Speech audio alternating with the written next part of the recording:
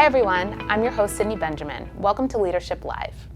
And today we have the privilege of speaking with Dan Papes, a deeply experienced revenue leader and C-level executive. Dan's valuable insights stem from his impressive resume, boasting roles such as Chief Revenue Officer of Digital Realty, President of North America at Unify Siemens Networking, and his time at Westcon Group, where he was Executive Vice President of Data Center and Cloud. In each of these roles, Dan reported directly to the CEO of the respective companies, and during his tenure at Digital Realty, Unify Siemens, and Westcon, he was at the helm of major turnarounds and growth initiatives that led these companies to tremendous success. Today, we'll be discussing each of these experiences and others where Dan transformed businesses and organizations to drive growth. Great. So awesome to hear about the turnaround from start to finish and managing your broader team. Tell me a little bit more about your direct reports and your leadership team. What were those early conversations like with them, and how did you guys work together throughout the process of driving growth? So it's a great question about my leadership team because they were so key in this, and there were some critical decisions that we made along the way that I think were really important in regards to my leadership team. So I did what I like to do when I get in a new role or arrive at a new company is assess my leadership team, and what I prefer to do is keep everyone because they're there's continuity and so on, but they need to be the right people in the right jobs, and if they're not, you need to fix that quickly because as we've talked about, we have a responsibility to a large organization of people, and you got to have the right people in those senior leadership roles.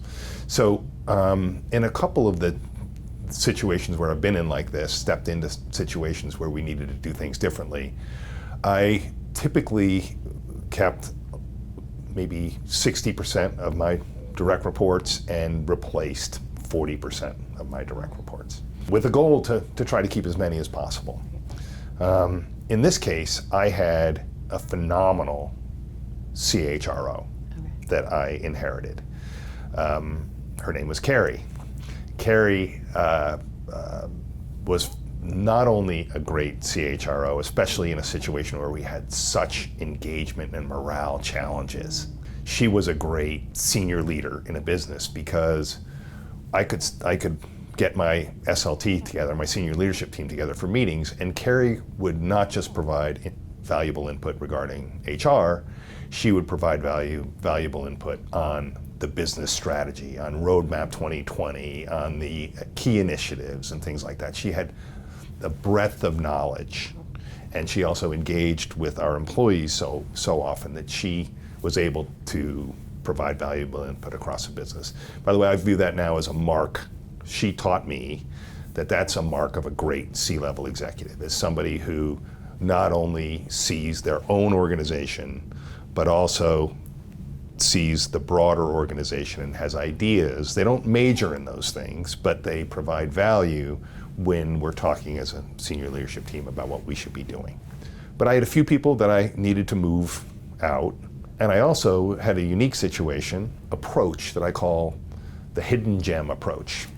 And this I learned in this role and since replicated, and I think it's a very valuable leadership lesson. I needed a chief operating officer, and there were a lot of operations issues. It was one of our 5 key initiatives, was to fix our operations side of our business. I needed somebody, and the person I had was not strong. About a month in, we had a meeting in Athens, Greece, global meeting of the senior leadership team, and we had a few employees come in and do presentations for us about some key aspects of the business. And most of them were, manager level or even first level employees who understood the guts of the operation. I was sitting with my CHRO and other executives in the room, and this young man got up and he was presenting some aspect of North America. And I thought he was phenomenal. And I turned to Carrie and I said, Carrie, who is this person? And she told me it was Colin. And she said, I think he's great. I introduced myself to him afterwards and talked to him a little bit about the business. And a week later, we jumped him 3 levels in the business, and he became the chief operating officer of a $250 million business that was in trouble and needed its help. And he was phenomenal. So from this, I learned the concept of hiding in all of our organizations, and it's since proven to be true, hiding in all of our organizations are some really great people that we're missing, or we're not leveraging. We're not using them to their potential. And they're, in a large business, they're everywhere. And you think of it's kind of sad that we're missing that there's a Colin sitting there operating at 20% of his potential, and nobody's seeing it. So one of the things I try to impart to other leaders when I speak at business schools and other forums is to keep an eye out, proactively look for those people, and encourage your executives and your managers to always be looking for these people. Who are we missing that we could be doing more with and giving them more fulfilling and responsible jobs? And by the way, most of those people, if you miss them, or many of those people, if you miss them, they're going to go find a place somewhere in the market where they're going to be able to spread their wings and utilize their potential. So there's 2 reasons to move them through and get them where they belong. That's awesome, and great for Colin that he was able, just through speaking at this conference, and that you were able to recognize his talent just from, I'm sure, those few minutes of speaking. From a process perspective, what does that look like, and what is the guidance for other leaders and executives on how to proactively hunt down talent at lower levels that may be 2 to 3 degrees of separation from them, and how do you guide them, mentor them, and such, because I think a lot of executives and companies at large get caught up with the bureaucracy of things, right? Mm-hmm. Every 2 years we do promotions, or if you don't have 5 to 10 to 15 years of experience doing this, then our job description says you're not qualified for this, and there's a process here. How do you break process to then break ranks and give opportunities to these people that you've identified as especially talented? Yeah, so process is, I'm going to say a few things that may make you think process isn't important, but I believe process is very important, and structure is very important. You have bedlam if you don't have it. I've been in environments where we didn't have it and we had to put it in place. And in fact, Unify was one of these. Unify Siemens was one of these places where we had to do that. But I think the key is to have those processes in place, but be willing and flexible enough within your culture to provide for exceptions. And this applies to situations with the hidden gem situation, but it also applies to lots of other situations. When you do pay raises, when you do promotions, when you do an interim evaluation period of your employees because the business is at a certain point and you normally only do them once every 6 months or once every year, you say, we need to do one next month for various reasons. That flexibility, I think, is really important. Related to that, sometimes you have managers who, the person who has Mary, says, Mary is really valuable to my organization. And I think Mary is capable of being in the next role up or even a role above that, but I don't want to let Mary leave my organization. That's a manager, and they prevent it. They don't express that Mary's got these abilities. That's the kind of manager who wouldn't last long in an organization that I lead. Right? That is not the way I expect, or we should expect, managers and leaders to be. Got it. Right? Yep. So. Don't want to stifle the growth of your team and subsequently the business. So, an excellent perspective. Great. So it's awesome to hear about the success of having these roundtable discussions in small group formats, such as at Unify. Are there other examples of where you met with your team, had these intimate discussions to get their perspective, and subsequently built a strategy around that feedback? Yes, so there are other situations like that. I'll give you a few examples. Just communicate one key concept at play here, which is trust. Okay. So when I did those roundtables at Unify, the first sets of employees that I met with didn't trust me, and they didn't have any reason to trust me. I wouldn't have trusted me in that situation. You need to somehow build that trust, and it doesn't come right away. You have to earn it, and you have to be worthy of it, because you can quickly lose it. Right? So in those situations. So at Digital Realty, when I stepped into Digital Realty, it was a great company. It was doing well. The stock was down over the last few years, and sales were flat. So this wasn't a turnaround, but this was we're not growing like we should be growing. Come in and help us figure out how we should grow and make it happen. Right. So this was after I was at Unify. So I'm using now some of the methods that I used, right? Getting feedback from the employees and looking for hidden gems and so on. And now I'm trying to build trust. And this is another organization where there was very little trust of the leadership team in the organization that I took over. I took over the global sales and marketing team at Digital Realty. I think it was about 350, 400 people globally, something like that. And I'm trying to understand what's going on at Digital Realty, like I did at Unify, and then figure we could put together a strategy, it would be good. And I'm talking to people, and I feel like there is so much going on through my organization that nobody's telling me.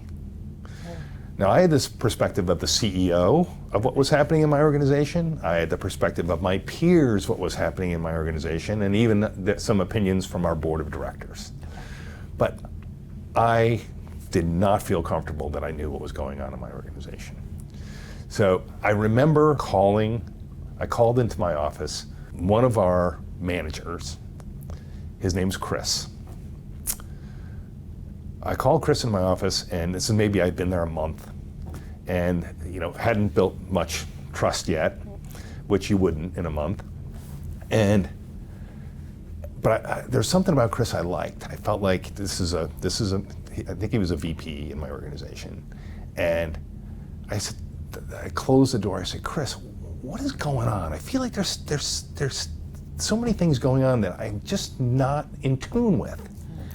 And he looked at me, he goes, he said, yeah, it's a complicated organization, and he gave me these sort of standard lines. And I said, are we doing the right things? He goes, yeah, we're generally doing the right things. And I'm like, the guy is not leveling with me.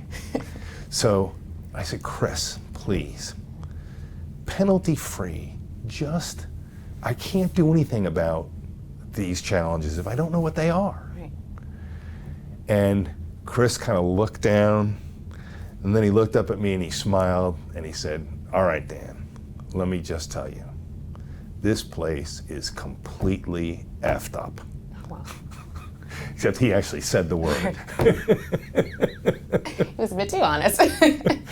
And he looked at me and I could see he was a little scared that he said it. And I said, thank you, Chris. Thank you. I appreciate you being, telling me that and being direct.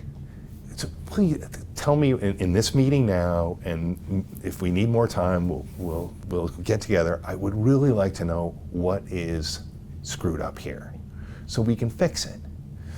And he told me some really valuable things in that thing. And Chris was one of these people who was really in tune with the organization. Right? People trusted Chris, and he was a culture carrier. Okay. Right? And it's one of the reasons why I called him in. I'm like, this guy knows what's going on, and so on. And I got such good feedback from Chris. So that was one thing. And then, as I was aware of the challenges, I was able to talk to other managers and other people in the organization and understand what was going on. I also used a roundtable technique with employees, and I realized I wasn't getting straight scoop from some of these. It's about 4 months in. I was doing this roundtable, and there was this woman there. Her name is Jess, and Jess was a respected manager. She ran all of our events, our kickoffs, which were really large events, and our customer events. We had 1,000 people. In this roundtable, Jess, I'm like trying to encourage people to talk to me. Jess says, I think we used to do happy hours and outings, and we haven't done them since you got here.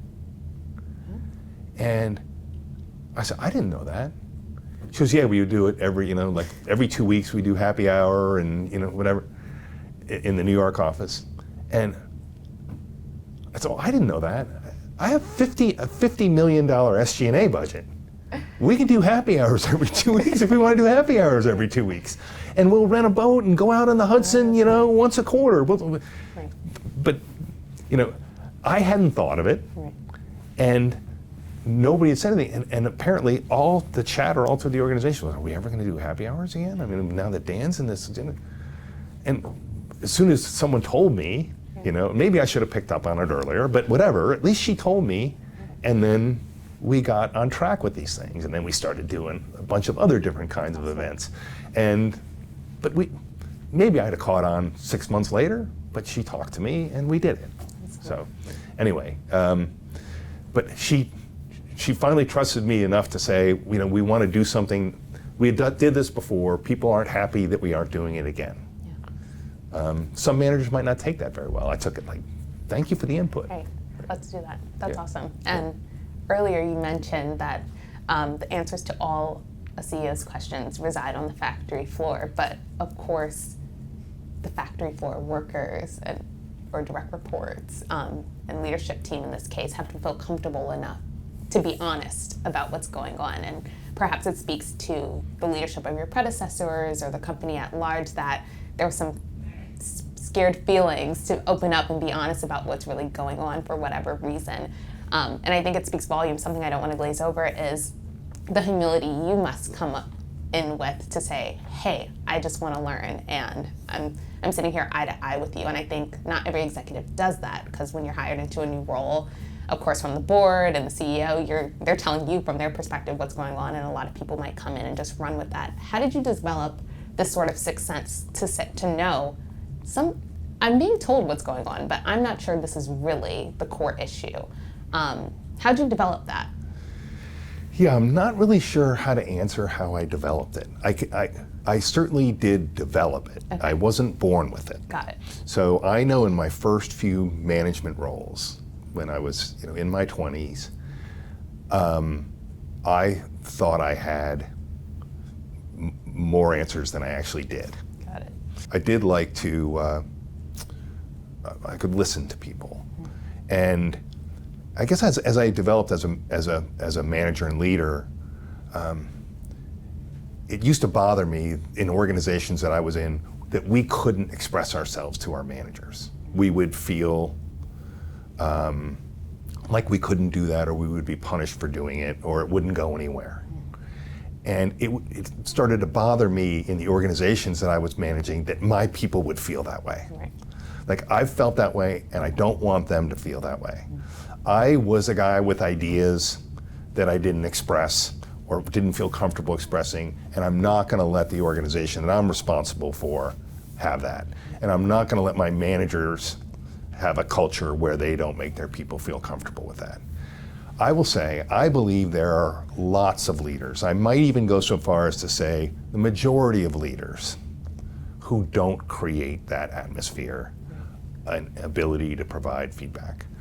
I would also venture to say, I'm sort of spitballing here, that about half of those managers think they have created that kind of environment, right? They think, oh yeah, no, my employees, they'll raise ideas and they'll do this, right?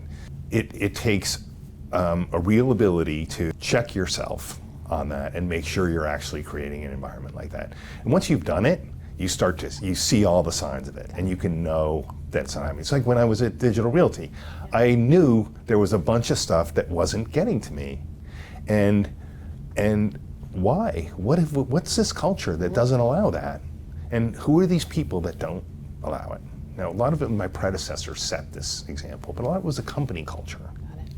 So, yeah, I think that's the end.